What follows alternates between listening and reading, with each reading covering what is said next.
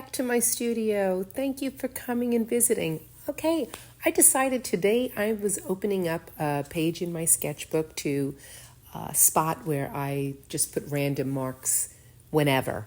All that black that you see right there has been leftover paint that I might have used another time or two. And I never throw paint away. I always open up a sketchbook or a junk journal or an art journal, and I scribble and I wipe my brush off in there. And this is my jumping off point. So I have some scribbles on there from Neocolor 2s. I have that black paint, and now I'm going in with some acrylic paint that I have mixed to that beautiful peachy, pinky, orangey color. And I'm just letting the black guide me, inform me, suggest where I should go next. I'm just laying down the paint. I don't really have too much of an idea of what I want at this moment.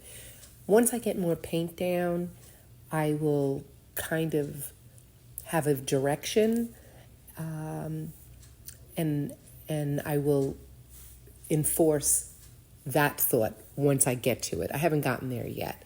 So all of that background stuff, that scribble scrabble from the Neocolor 2 crayons, they may or may not be visible at the end. That's true to most of my abstracts. And oftentimes most of my realistic looking paintings, I will start off with an underpainting or a sketch or something underneath. I use those basically just for a guide, and then I have at it. Abstract, more so than any other kind of painting that I'm doing, abstract really lends itself very well to just scribbling something down to get rid of that white paper, and then going at it, letting whatever I've put down in that scribbling part, that warm-up part, help me, give me a direction on where to go. So that's how I feel about this.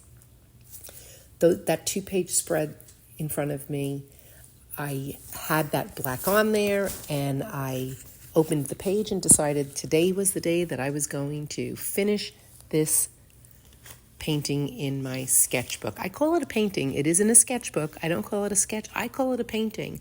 And what do I do with these? Oftentimes I'm asked, what do you do with all those paintings in your sketchbook? Well, sometimes they will translate to a larger painting, and sometimes I'm just learning what I like, what I didn't like, what I should do again, what I shouldn't do again. It's all good. I'm enjoying myself. Everything is a learning process. Nothing is a mistake.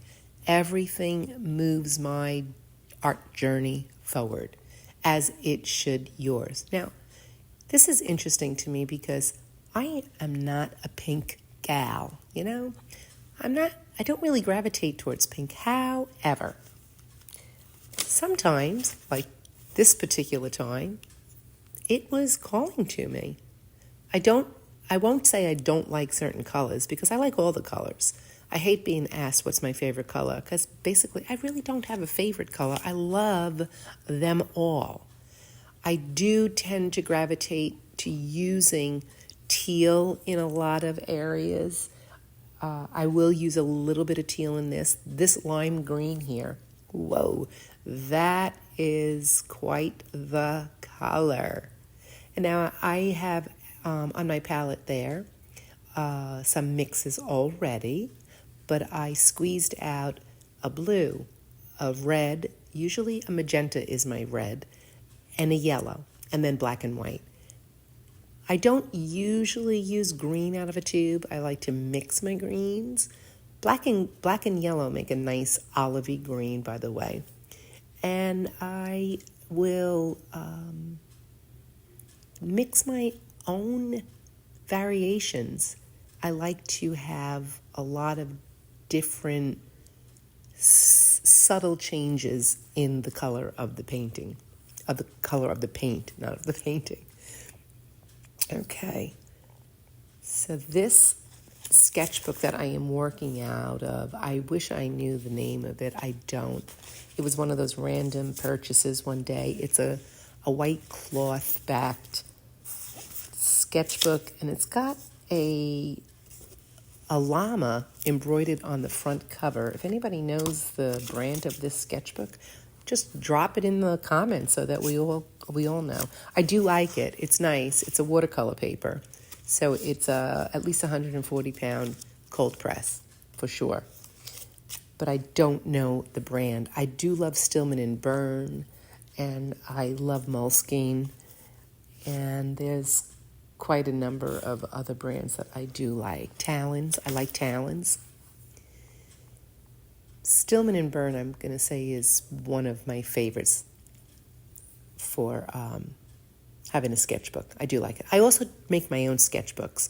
I'll just get watercolor paper and I will do a basic binding, like a pamphlet binding. I have done Coptic stitching, but that's a hassle.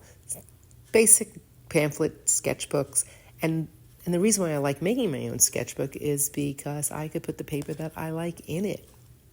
Bonus. Okay, I'm just going to continue to add some paint. So if you notice right at the bottom right, or the bottom half of the right side, you can still see some of my scribble marks through that top, through the green. So some of my underpainting or my underdrawing is showing. A lot of the black is still showing, so that is fantastic. And I'm even using my fingers. Don't be afraid to get your fingers dirty. I love putting my fingers in the paint. Okay, so coming up, you're going to see that there are new marks in here that you're not going to have watched me paint because my camera died. My battery died and I kept painting and did not realize it. So you're going to see finished still photos of the finished painting. And here they are. Here are some of the close-ups of the finished painting. You'll see a lot more mark makings up close. I hope you enjoyed watching me paint, for the most part, this piece. And I hope you'll subscribe, and I hope you hit the like button. Don't forget to drop me a comment if you have any suggestions. And I look forward to seeing you. I really do appreciate anyone who comes and visits me. And I hope you all come back and visit inside my studio. Bye.